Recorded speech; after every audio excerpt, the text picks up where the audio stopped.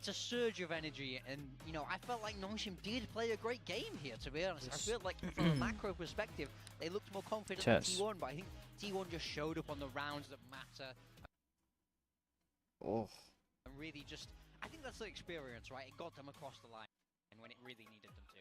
I think it's a good first showing for T1 on Icebox, who haven't shown this in ages anyway, especially with this particular squad. What's up, guys? But you're right. I'm gonna be eating great ideas. first, they looked really convincing, especially on that first tap there. We thought this could have been a Nongshim game, and things could have really, you know. Oh, that's the wrong window. Oh my gosh. T1, yes, almost they are the doxed my team. live stream. And we were discussing this, you know, these teams like to push the full series, but T1 pushing the full series every single time. I mean, that means they are good at adjusting on the fly, but at the same time, there's a lot that they really need to work on because it becomes really close too often. Yeah, I mean, okay. At least for me, I'm I off have to food. check myself a little bit. I mean, we'll get to see some amazing individual players from T1, which is what you get with this lineup. No matter who they're playing against, they bring out the individual skill, the individual brilliance. It was Stacks that started off. Buzz was consistent all game long, and then I think Meteor really started to get fired up in the second half in particular. But I think, yeah, I have to check myself a little bit because T1, they did win Masters and they, you know, they did kind of get declared as the best team in the world, but they have never really dominantly destroyed any team. Their initial game, they dropped a map against Zeta. As you mentioned, Vic, earlier on in the pre-show, every series that they play goes the distance. So I can't be too surprised that most of the teams in Pacific are really pushing them, and that was kind of the consensus in the content that Chopra did, interviewing a lot of the coaches. 4K. Stacks' big clutch on the bonus round, you know, keeps momentum in their favor. Buzz hitting some crazy shots. I think this was a game T1 got across the line on their individual level. Each person stepped up, made those big rounds happen when they needed them to, but that's not exactly consistent. It's hard to make that keep going, but they'll take it for now as they move across to map 2. But, you know, we spoke a little bit about Nongshim's split, and, you know, you don't seem too convinced, but I thought their defense was very good, so I think it's going to be an interesting one heading into map 2. They only have one more, you know, they have only half a map to fix, so... Half a map to fix? Yeah. Okay. That's all right. Don't worry. We're just 12-0 on defense, guys. Easy peasy. Stacks an MVP. A man that, you know, once upon a time, a little bit of sentiment criticizing his fragging. I think in current day T1, I don't know what it is about this guy, but every now and then, Stacks is just like, I'm just going to win this map. Yeah. It's like he just drops 30 out of nowhere on the init roll, or like when the going gets rough. I remember early on in kickoff, for example, the going gets rough for T1 on attack. The dude just starts cutting corner. He just starts dry pushing stuff. He's like, I'm just going to test the setup. I've got a read here. I'm just going to walk up a ramp on split and see how far I can get before someone stops me. You know, he just really is the kind of guy that as a leader leads from the front and will take the game into his own hands. Yeah, I think it just shows that anyone on this T1 team is able to step up. Even the IGL able to come out with a big top fragging performance there. Everyone on this team is razor sharp, so that's why it's so hard to close things out. Even when we see Nongshim come in with a great game plan, really great structure, it doesn't matter if these players are just going to keep shooting you in the head again and again. Yeah, T1 is just I mean, they've very much earned their spot here in Pacific. But I think what this is also saying is how strong the teams in Pacific are to be pushing T1 time and time again in so many different matches over the past, well, not full year, but the past couple of months. So I think this is a good sign all around, but T1 still keeping it, like you said, razor sharp.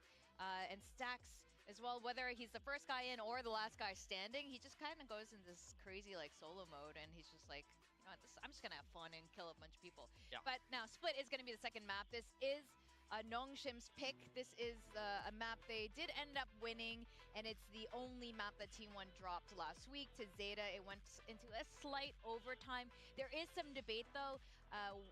Zeta did play well last week against T1. They did. But we also know T1 was really tired coming from Bangkok. So, is this loss going to be a big deal? I don't think so. And then for Nongshim, like, I wasn't convinced by their attacking side, in particular in the talent game, which they lost 5-13 end of kickoff. That was their previous comp, though, with the Neon. Now they've been playing the Waylay, and on attack, I mean, 33% win rate against RRQ, and then defense. Waylay and VCT already? Insane, and you keep saying it, but, like, their attack was not great, and they're going to have to, I'm assuming, play attack first on this map pick against T1. I mean, I still think they have a lot of good options on attack. I think the Viper still gives you strong lurk. You're able to pair up the Deadlock and the Teo util. But you should be able to set up the Waylay. Like, I feel like there's more to their attack half that they can improve on, that they can show. I think they had some good ideas, they just weren't able to pull it off consistently. They'll have gone back to the drawing board, they'll have reworked parts of it, and I think T1 will have done a very similar thing after losing to Zeta. You don't just get beat on a map and go, oh, well, that was bad from us, guys. We'll visit this down the line. I think that's the first thing they're watching back and fixing. There was a lot of promise, but I'm kind of getting to the point where, especially for Nongshim, where they're a team that I look at them, I'm like, this Waylay should be perfect for them. They should be the exact team that can coordinate utility to be able to create the opportunities for Waylay to have impact. I'm kind of getting to the point where I'm like, just don't play it. Play something else, because Darby looks so much better on any other duelist agent than the Waylay. I know people have criticized him for being a Neon one-trick, but even on the Jet and a game or two of Raze, I've noticed he's a lot better than what we've seen from his Waylay. I don't really want to see them play Waylay again, but we'll see. I'm honestly inclined, like I have a similar sentiment. But to Big Time's point as well, they do have the pieces there, they do have the general ideas there, but you just need to be super like watertight with your strats here, what you have in the playbook. With an agent like Waylay, you need to work with your team, like we've seen from Talon and Primi. That's the right way to use Waylay. And you have to be confident on that attack side. Don't wait, especially when you have a Teho Waylay. Like you can't hesitate for a moment. I mean, the way I see it, Rome wasn't built in a day, right? Do you think Danby was a demon the first time you picked Neon? Do you think it was an instant? Yeah, probably. No, that's not how it works. It takes time. He was born to play that agent. Waylay still new. They're figuring it out. If anyone can make it work, I think Nongshim can. I think they know how to set up Danby. It's just they have to do it differently to how they did it on Neon. I hope so. It takes it takes more time, right? But that's fine. That's fine. Just give them the space to, they'll get there. You got to have some faith in these guys. They know what they're doing. They'll have reviewed that attack side, and I think it's going to look better today. Well, I have faith they're going to do it because both of these teams like full series, and so Nongshim therefore will win. Okay. And they're going to figure out this Waylay thing. That said, you guys said the 2T1, little bit of a rough split last week, and there's no way they're going to let that fly a second time around. I don't know if this is when we're going to see the pattern broken. We're going to stick to the same comps they both played last week.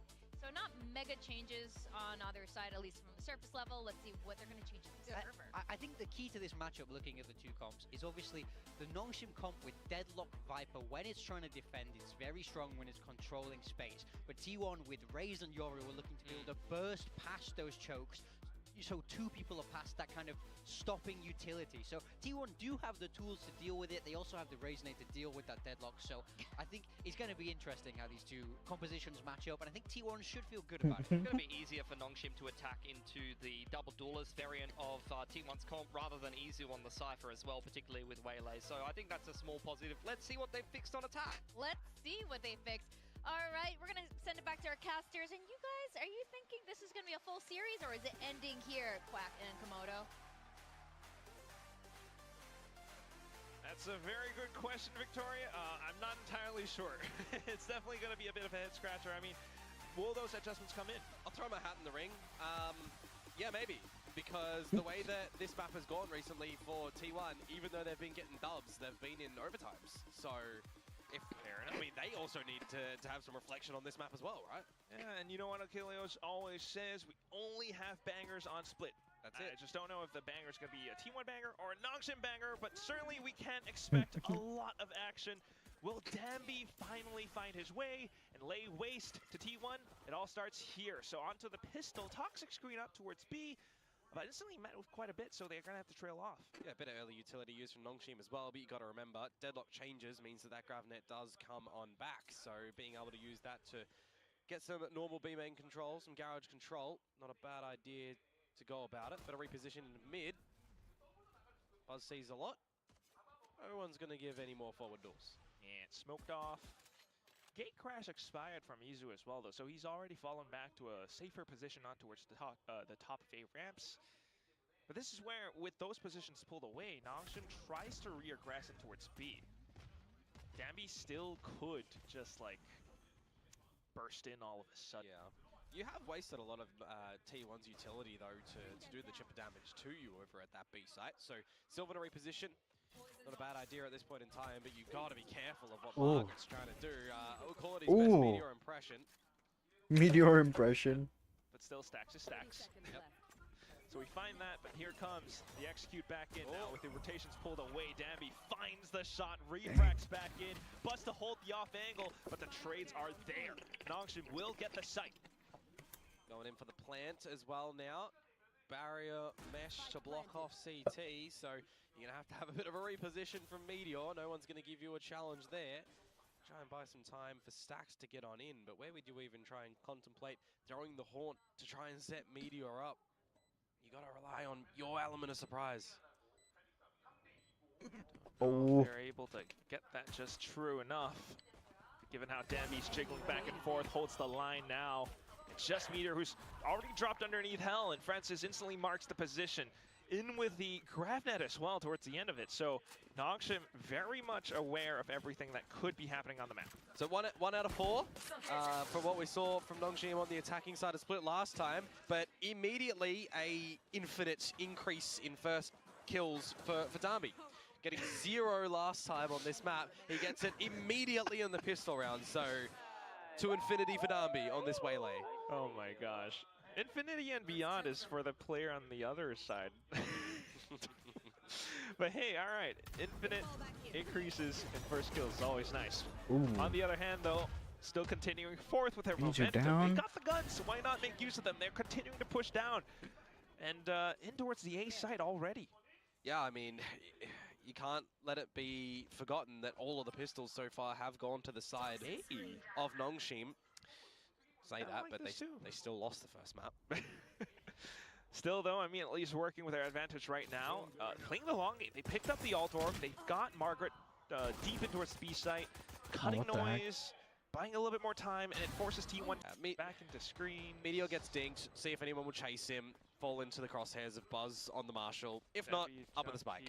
Yeah, more than likely to spike unless Persia hunts them down right now, but he's not going to spam. Oh, Ivy actually finds Buzz as he moves up front, so that's further alt points for Nongshim right now. I can't speak. It's all right. We had a great first map, but we're only bangers on split, so let's see. Gun rounds to be coming up forward for T1, so let's actually see where their strengths are going to lie on this defensive side as well. What early challenges there's going to be. I'm interested to see as well, more importantly, when we're getting a lot of these attacking rounds, what differences have we already seen in this short time for Nongshim? You know, what have they learned in their practice, in their reviews?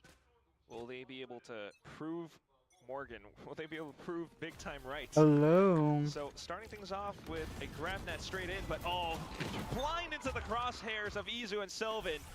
At least the trades were found. It's a 2-on-3, but into the smokes. Margaret, what are you trying to pull off? He pushes out all of a sudden, and Meteor backs away. He finds the frag. Francis now trying to reposition, still carrying the spike. A minute and 20 seconds left on the clock. What can he do? Well, you can start by potentially juggling. Can you let me know if there's too many drop frames? It's saying I have like 40% drop frames. Team like T1 is not going to give you 1v1s. Holding the positions. You got a bit of a high-low with Buzz up on top of Raptors, but Meteor, as soon as he spots a bit of an inkling of a shoulder, he continues to go forward. Okay, maybe he will give you a 1v1, but he's just going to win it and remove your head from your shoulders. On the board are T1 on this defensive side, and again, you know, I mean, I know I keep harping on this and everything, but it's T1 playing the same things that they did over at Masters, right? The old saying, if it ain't broke.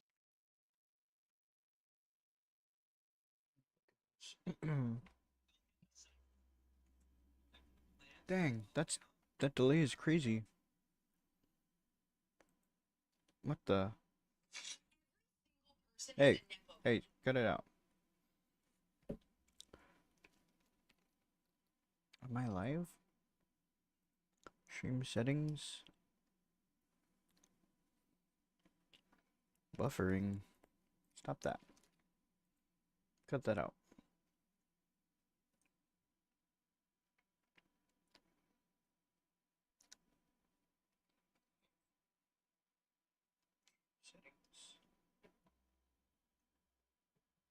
Oh, it's working.